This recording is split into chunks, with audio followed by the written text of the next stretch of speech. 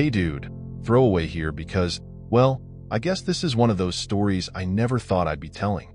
I've been married to my wife, Emily, for almost 8 years now. We met back in college, fell in love fast, and built a life together that I thought was solid. We've got a home, 2 kids, a dog, and a steady life. My best friend, Mike, has been around for just as long. He was my roommate in college, and we've been through thick and thin together. My wife and my best friend. They're 2 of the people I trusted most in this world. Until recently. Over the past few months, I started noticing something strange between Emily and Mike. It was just little things at first. Things I'd tell myself were nothing but coincidences. I mean, it's not that unusual, right? Your wife and your best friend get along. You hang out together a lot, so they get close. But the way they laugh together, the way she'd look at her phone and suddenly go quiet if I walked in, I don't know. Maybe I just brushed it off because I didn't want to think anything of it. You don't want to be that guy who suspects his wife and best friend, right? Anyway, as time went on, those little things started to pile up, and I could feel this uncomfortable feeling gnawing at me. But I tell myself, you're being paranoid. Emily would never do that. Mike would never do that. So, like I said, I ignored the first few signs. There was that night we were all at our usual bar. Emily had her hand on Mike's shoulder, laughing at his jokes in this way that just seemed, I don't know, a bit too much. But I told myself to let it go. We all drank a bit, and maybe I was just overthinking it because, hey, she's comfortable around him, right? They're friends too, and it shouldn't be a big deal. Then, a few weeks later, Emily started mentioning Mike more often. She'd casually bring him up in conversations. What he was up to, little updates about his life. One night, she even told me she was going to meet him for coffee to help him with some work stuff. I'll admit, that one threw me. I couldn't remember her ever going out of her way to spend time with him alone. But again, I brushed it off. It was just coffee. Except, that coffee meeting turned into another one the next week. And then she mentioned texting him to check in when she knew he was having a rough time at work. That was when I started feeling off. There was this knot in my stomach that I couldn't shake. The next few weeks were a mess of me trying to shake off my doubts while feeling like something was really wrong. I tried to ignore it, to tell myself that Emily was just being a good friend. But the more I noticed, the harder it became to ignore. One night, Emily was sitting on the couch, her face lit up by her phone. She was smiling, the kind of smile that used to be just for me.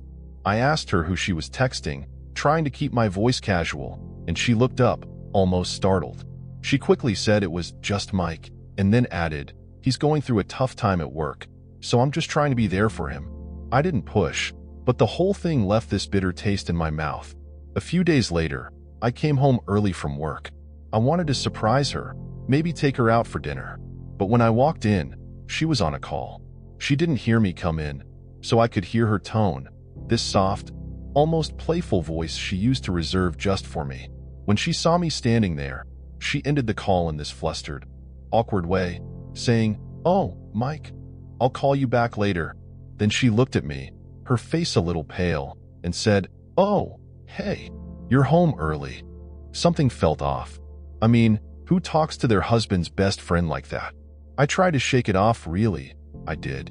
I told myself I was being ridiculous, that I was letting my imagination get the better of me. But once you've got that seed of doubt planted, it just grows. You start noticing every little thing. And it was as if Emily's behavior just kept feeding my suspicions. One night, we were supposed to go out for a family dinner, something we tried to do once a week. But at the last minute, Emily got a call and told me she had to run out to help a friend with something. I asked who, and she said, "Oh, you don't know her, someone from work." She looked a bit uncomfortable when she said it, though. I didn't want to accuse her of lying, at least not then, but something about her story didn't sit right with me. She came back later that night, looking flustered, but acted like everything was normal. I wanted to ask her straight up where she had really been, but I held back, partly out of fear of what her answer might be. And, if I'm honest, I think a part of me hoped that if I ignored it, things would just go back to normal. But then, a couple of days later, I saw something that made my stomach drop. Emily's phone was on the kitchen counter, and a text from Mike popped up. The preview showed a message saying, "Last night was amazing." Can't wait to see you again. I froze. I didn't pick up her phone. I couldn't. Instead, I just stood there, staring at that screen, feeling everything inside me shatter. I kept telling myself there had to be some other explanation, that maybe they'd done something innocent, that there was some reasonable excuse. But I knew, deep down, that there wasn't. I felt numb after seeing that message, like someone had just drained the life out of me. I didn't say anything to Emily right away. I needed time to process it, to figure out what to do. But inside, I was a mess. Every interaction with her felt like a lie. Every smile, every "I love you" she threw my way felt hollow. For the next couple of days, I was hyper-aware of everything she did. I noticed how she'd slip away to text someone whenever she thought I wasn't looking, how she'd keep her phone face down on the table whenever we were together. She used to leave her phone lying around, totally open now. She took it with her everywhere, even if she was just going to another room. It was like she knew I was onto her. I knew I couldn't keep living with this uncertainty, but I also couldn't bring myself to ask her directly. So, I did the one thing I'd never thought I'd do. I went through her phone. Late one night, after she'd fallen asleep, I unlocked it and started going through her text with Mike. And there it was. Everything I had feared was right there in front of me. There were messages from him saying he missed her, that he couldn't wait until their next meetup. There were texts where she told him how she couldn't stop thinking about him. They'd been sneaking around behind my back, planning little getaways, lunches that I knew weren't just lunches. The part that hurt the most? Reading the messages where they laughed about keeping it a secret from me, about how clueless I was. I felt sick. I put the phone down and just sat there, staring at her as she slept beside me, wondering who this person was. This wasn't the woman I married. This was someone else, someone who could lie to my face day after day, sleep next to me every night, and still betray me in the worst way. The next morning, I could barely look at her. Every word that came out of her mouth felt like a slap. She was laughing, talking about plans for the weekend, completely oblivious that I knew. Part of me wanted to keep pretending, to ignore it all, pretend I didn't know what I knew. But that was impossible. I could feel my anger bubbling up, ready to burst. When I finally couldn't take it anymore, I told her we needed to talk. She seemed confused, but she followed me into the living room. I took a deep breath, trying to keep my voice steady. I asked her straight up, "Are you cheating on me with Mike?" The color drained from her face. For a moment, she just stared at me, her mouth opening and closing as she searched for words. Then, in the most defensive tone, she scoffed and said, "What? Are you serious? You think I'd cheat on you with Mike? He's your friend." I could feel my hands clenching. She was lying, right to my face. I told her I'd seen the messages, that I knew about their meetups, and the times she'd sneaked away. She tried to play it off, saying it was all taken out of context, that they were just close friends, and that it wasn't what I thought. But I'd read enough to know that wasn't true. I told her about the message I'd seen, the one where Mike had said, "Last night was amazing." She went quiet, her face twisting as she scrambled for an explanation. Then she spat out, "You're being paranoid. This is ridiculous. You always have to assume the worst, don't you?" Hearing her turn it around on me, I felt something snap. I'd given her a chance to come clean, but here she was, trying to make it seem like it was my fault. I told her I knew everything, that I'd gone through the texts, and that I'd seen how they laughed about me behind my back. I could see her panic starting to show, but she was still holding her ground, insisting I was overreacting, that it was just some fun, and didn't mean anything. Her words stung worse than I'd imagined. It didn't mean anything? I'd poured everything into this marriage, and she was telling me that betraying me, lying to my face, laughing about it with my best friend, didn't mean anything? Her words hit me like a slap, and I couldn't hold back anymore. It didn't mean anything? I repeated, feeling the anger twist inside me. How can you say that? You've been lying to me, toying with me, and you think it doesn't mean anything? For a moment, she looked almost remorseful, like maybe she'd realized how badly she'd messed up. But then, almost as quickly, she shifted again, like she was deciding which face to put on for me. Her expression hardened, and she said, "Look, maybe things between us haven't been great lately. Maybe if you'd been around more, I wouldn't have needed to, well, maybe I wouldn't have gotten close to Mike. Hearing her blame me for her affair pushed me over the edge. All those nights I'd stayed late at work, not because I wanted to, but because we decided together it was best for our family, so we could have a better future.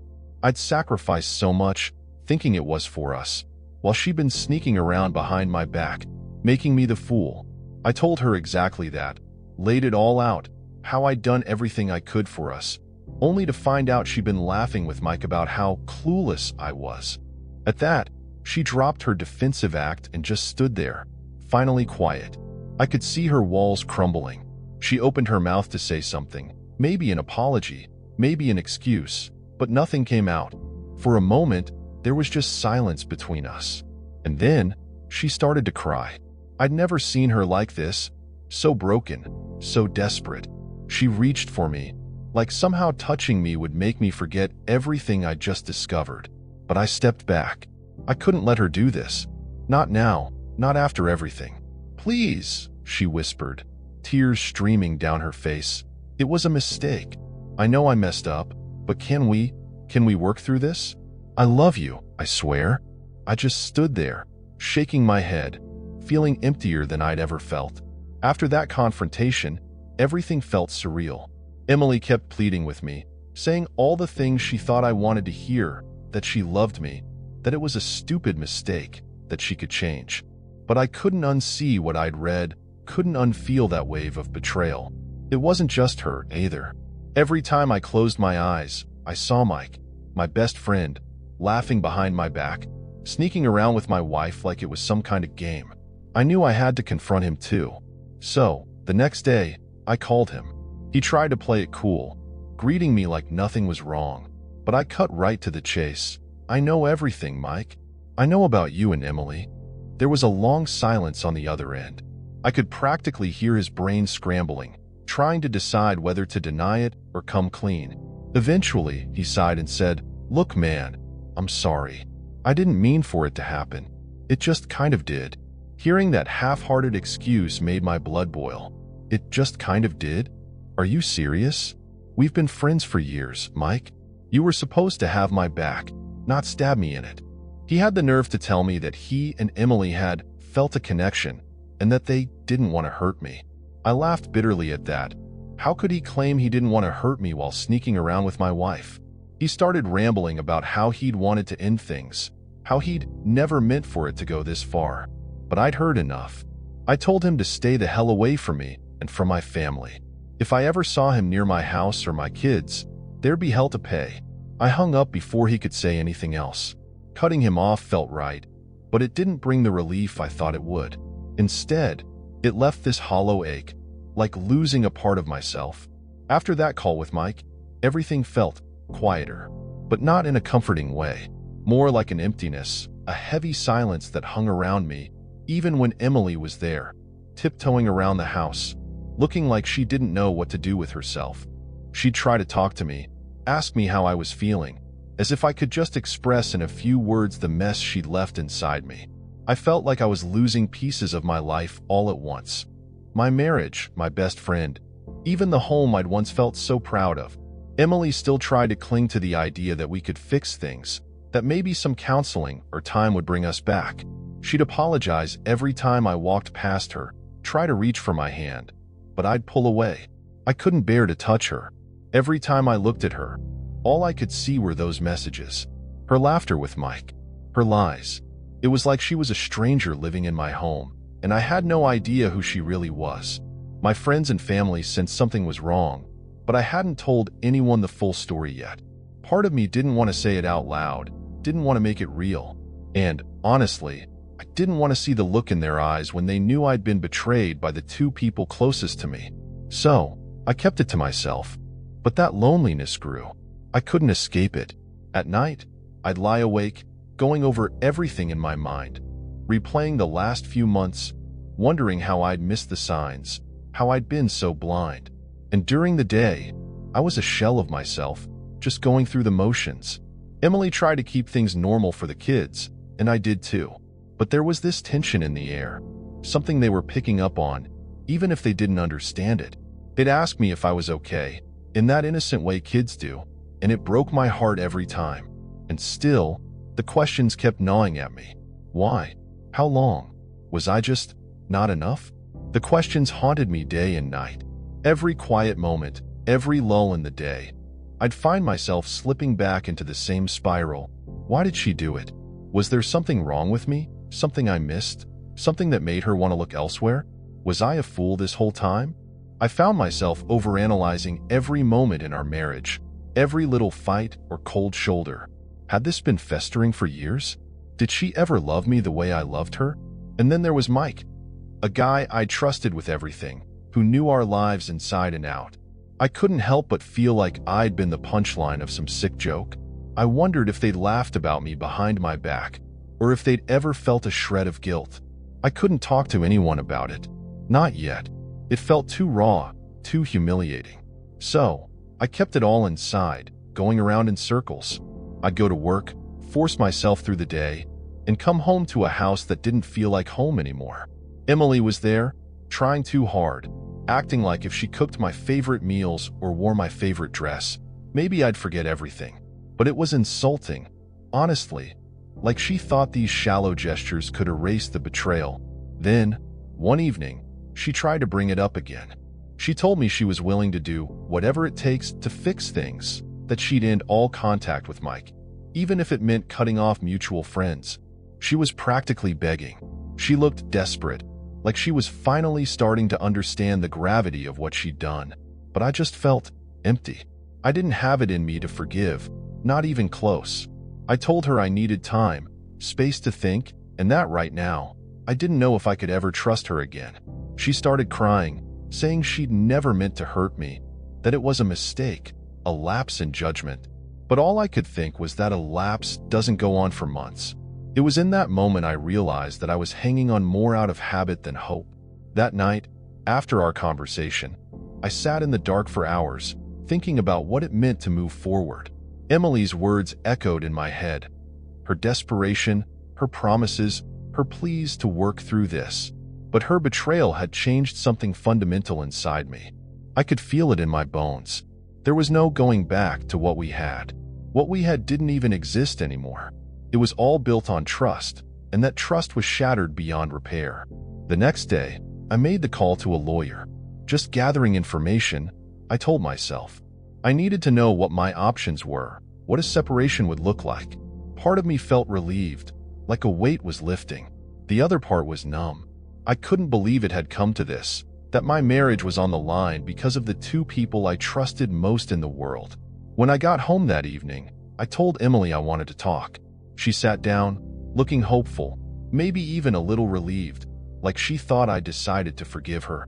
But when I told her I was looking into separation, her face fell. She started crying, saying we could fix this, that people come back from worse, that we owed it to the kids and to ourselves to try. But I couldn't find it in me to believe her. I told her that her actions with Mike weren't just a mistake. They were a choice, over and over again. I told her that I didn't know who she was anymore, and I didn't know if I could ever look at her without seeing everything she'd done behind my back. She kept crying, kept pleading. She said she'd end all contact with him, go to therapy, do whatever it took. But to me, it felt too late. I told her I needed space, that I couldn't be around her right now, and that I'd be staying at a friend's place for a few days to clear my head. She broke down, clutching at me, saying, "Please, don't go. We can work through this." But I gently pushed her hands away. I couldn't stay in that house another second. Leaving the house that night was both a relief and a heartache. I drove aimlessly for a while before ending up at a friend's place. He'd known something was off lately, but I hadn't told him the full story. When I finally did, he sat in silence, letting me spill everything. Somehow, just saying it all out loud, that my wife had an affair with my best friend, that I felt like I was losing my entire life. It felt like pulling a thorn out of my chest. Painful, but necessary. That night, lying on his couch, I felt lighter than I had in weeks. No tension, no forced smiles, no pretending everything was okay. Just me, alone with my thoughts, able to finally breathe. Over the next few days, I started to remember who I was outside of this mess. I went for runs, read, even went out to grab a beer with my friend. I felt pieces of myself returning, the parts of me that had been buried under the weight of betrayal and anger. The distance gave me clarity. I began to see that it wasn't just about Emily's betrayal. It was about what I wanted for my own life, for my kids, for my peace of mind. Emily called and texted constantly, leaving long voicemails begging me to come back, to try counseling, to give her one more chance. She said all the things she thought I wanted to hear. I could tell she was desperate to rewind time, to undo everything, to make this nightmare vanish. But deep down, I knew there was no going back to the way things were. Too much had been broken. After a few days, I went back to the house, not to stay but to talk. I told Emily that I couldn't just pretend that things could go back to normal, that the betrayal from her and Mike had cut too deeply. She tried to convince me that things would be different, that we could rebuild. But I told her I wasn't sure I wanted to rebuild a life with someone who could so easily betray me. Emily sat there, watching me with this look of devastation, and for a second, I almost felt guilty, like maybe I was the one hurting her. But then I remembered the lies, the nights she'd spent with Mike, the way she'd laughed at my cluelessness. I pushed that guilt down. I wasn't responsible for this. She was. I told her I was ready to move forward with the separation. She cried harder, insisting that we could still try therapy, that she'd do anything I asked to fix things. But her pleas felt hollow. I'd already given her everything, trusted her completely, and she'd thrown it all away. I told her I needed to focus on my own healing, on what was best for me and the kids. Hearing those words seemed to break something in her. She got defensive, saying I was giving up too quickly, that everyone makes mistakes. That line hit me hard, and I told her that sleeping with my best friend wasn't a mistake. It was a betrayal, a choice she made repeatedly, knowing exactly what it would do to me if I ever found out. Her face went pale as the reality of what she'd done set in. Over the next week, we started the painful process of separating our lives. I moved into a temporary apartment nearby, so I could still see the kids regularly. Explaining it to them was one of the hardest things I've ever done. We kept it simple, saying that Mom and Dad needed some time apart, and that they'd still have both of us in their lives. They looked at me with those innocent eyes, not fully understanding, but they hugged me tightly, and for a moment, it felt like they were my anchor. Emily tried to reach out a few more times, but I kept things brief. I couldn't let her drag me back into her web of excuses and guilt. I needed to focus on moving forward, on rebuilding a life without her in it. It was a painful reality to face, but with each day, I felt a little more at peace. As I settled into my new apartment, I started to feel the weight of what I'd lost. Not just the betrayal, but the life I thought I'd built, the future I'd imagined. The nights were the hardest. Lying alone in that quiet space, I'd replay moments from our marriage, wondering when things had gone wrong, whether there were signs I should have seen. But even with the sadness, there was this strange sense of relief. I wasn't living in that house of lies anymore. I threw myself into routines that brought me back to life. I'd wake up early, go for a long run, spend time at work, and then I'd come back and cook a simple dinner. It was a far cry from the busy, chaotic family life I'd known, but it was mine. It was honest. Emily reached out occasionally, still trying to talk, still apologizing, saying she was going to therapy, that she was working on herself. Part of me was glad she was making an effort to change, but I knew it wasn't for me. I didn't owe her forgiveness, and I wasn't looking to rebuild what she'd broken. I kept my responses polite, but distant. I had to protect myself, and this distance was the only way to heal. Mike, on the other hand, didn't try to reach out. I heard through mutual friends that he'd left town, moved to another city. I was relieved. Seeing him, or even knowing he was around, would have been salt on the wound. I didn't need to confront him again. I'd already closed that chapter in my mind. Over the weeks, I spent more time with my kids, creating new routines with them in my apartment. We'd go to the park, have movie nights, and I'd make their favorite foods, creating our own little traditions. It was a reminder that no matter how much my marriage had fallen apart, I was still their dad, still their rock, their laughter, their hugs, their innocence. It brought me back to myself. With each passing day, I felt stronger. The anger started to fade, replaced by a quiet acceptance. Emily and Mike's betrayal would always be part of my story, but it didn't define me. I was ready to reclaim my life, to build a future that was real and true, even if it was different from what I'd once imagined. In time, that acceptance grew. I stopped replaying the betrayal in my mind and, instead, began to look forward. My focus shifted entirely to the kids, my career, and myself. Things that were real, things that I could count on. Slowly, my wounds began to heal, and the bitterness I once felt toward Emily and Mike faded into something more like indifference. I realized that by holding on to anger, I was still letting them have power over me, and I was done with that. Emily and I worked out a co-parenting arrangement that was stable for the kids, though our relationship remained formal and limited. We communicated only when necessary, discussing the kids' needs and schedules. To her credit, she stuck with her therapy and seemed genuinely remorseful, but I'd moved beyond needing her apologies. I didn't hate her anymore. In some ways, I felt sorry for her. Sorry that she'd thrown away something good and that she'd live with that choice. But I didn't carry that weight anymore. It wasn't mine to bear. As the months passed, I reconnected with old friends, made new ones, and started focusing on the things I'd let slip over the years.